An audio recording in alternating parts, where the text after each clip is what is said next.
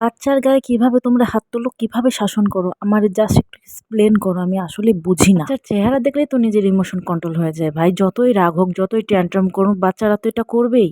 ওরা এই স্বভাব নিয়েই ওরা জন্মাইছে। এগুলো করতে, করতেই বড় হবে। আমরা এগুলো কইরা আসছি। যারা তোমরা বাচ্চার গায়ে হাত তোলো, একটু কাইন্ডলি কষ্ট করে হইলেও জেন্টাল প্যারেন্টিং সম্পর্কে একটু ভালোমতো জানো, বুঝো। তারপর বাচ্চা পালা শুরু করো। আর কিছু বলার নাই। গালাগালি মারামারি করে তুমি বাচ্চা ডিসিপ্লিনে আনতে পারবা? তোমার নিজেরই তো ডিসিপ্লিন নাই। তোমার নিজের যদি ডিসিপ্লিন থাকতো বাচ্চাকে তুমি অকথ্য ভাষায় গালাগালি করতা না, আর গায়েও হাত তুলতা না। তো ওরাও এইটাই শিখবে যে কিছু করতে হইলে মারামারি করা লাগে। বিশ্বাস হবে কিনা জানি না। আমার ছেলে প্রায় ১.৫ বছর হয় নাই, এর ১৫ মাস চলবে আরকি, পড়বে। এই বয়স পর্যন্ত আমি আমার ছেলেকে একটু জোরে কথা শুনাই নাই।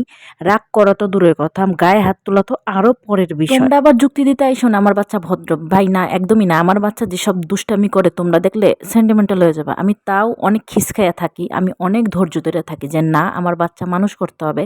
বাচ্চা মানুষ করতে হইলে আমাকে যথেষ্ট ধৈর্য ধরতে হবে, নাইলে আমি পারবো না। ভদ্র হও, মানুষ হও। আগে তুমি মানুষ হবা, আগে প্যারেন্টিং শিখো, আগে বাবা-মা ঠিক হও, তারপর একটা বাচ্চাকে ঠিক করতে আইসো। নাইলে না, কখনোই সম্ভব না। এইটা ২০২৬ সাল। পিটানি, গুতানি, মারামারি, জুতা দিয়ে মারো, যা দিয়ে মারো, বাচ্চা মানুষ করতে পারবে না। আমাদের সময় আমরা মানুষ হয়ে গেছি। এটা গড গিফটেড। কিন্তু এই যুগে এটা কোনোভাবেই পসিবল না, একদমই পসিবল না। আর যদি আমি নিজের কথা বলি, আমি অনেক ধৈর্যশীল একটা মানুষ, আর আমার মায়া অনেক, অনেক বেশি। আমি আমার ছেলের মুখের দিক তাকাইলেই সব ভুলে যাই। যেকোনো পরিস্থিতিতে আমি নিজেকে খুব ভালোভাবে কন্ট্রোল করতে পারি, ম্যানেজ করতে পারি। আমি জানি আমার মতো সবাই না, সবাই সবার ইমোশন, রাগ কন্ট্রোল করতে পারে না। তারপরও আমি বলব, বাচ্চার জন্য হইলেও চেষ্টা করো। এই বাচ্চাটা অসুস্থ হইলে, বাচ্চার একটা অ্যাক্সিডেন্ট হইলে কিন্তু তুমিই কানবা।